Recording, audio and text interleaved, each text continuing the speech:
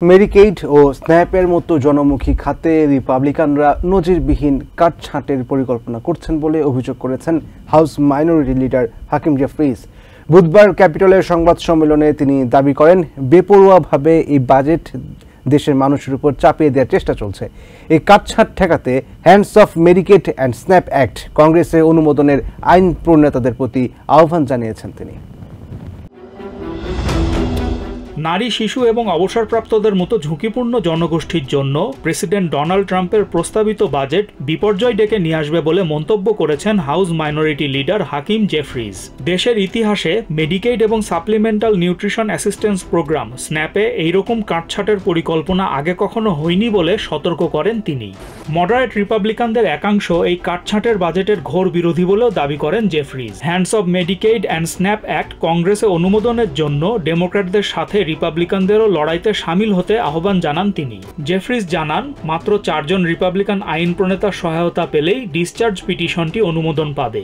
Medicaid এবং স্ন্যাপে কাটছাঁট ঠেকাতে hands off Medicaid and SNAP act কংগ্রেসে অনুমোদনের জন্য জেফ্রিজের সাথে লড়াইতে আছেন ব্রেন্ডন বোল, ফ্র্যাঙ্ক প্যালোন এবং অ্যাঞ্জি ক্রেইগ সহ আরও অনেক ডেমোক্রেটিক আইন প্রণেতা। সংবাদ সম্মেলনে ব্রেন্ডন বলেন, দেশের শীর্ষ 1% মানুষকে করছাড় দিতেই স্বাস্থ্য এবং পুষ্টি সহায়তা কমাচ্ছে ট্রাম্প প্রশাসন।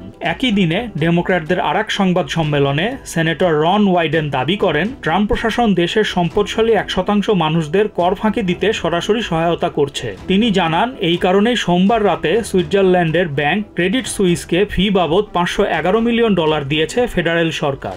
ওয়াইডেন হুঁশিয়ারি দিয়ে বলেন, রিপাবলিকানদের প্রস্তাবিত বাজেট অনুমোদন পেলে মিলিয়ন মিলিয়ন মানুষ স্বাস্থ্য বীমা হারাবে। ট্রাম্প প্রশাসন সাধারণ মানুষের স্বাস্থ্যসেবার বিরুদ্ধে যুদ্ধ ঘোষণা করেছে বলে অভিযোগ করেন সেনেটর ক্যান্টওয়েল ওয়াশিংটন।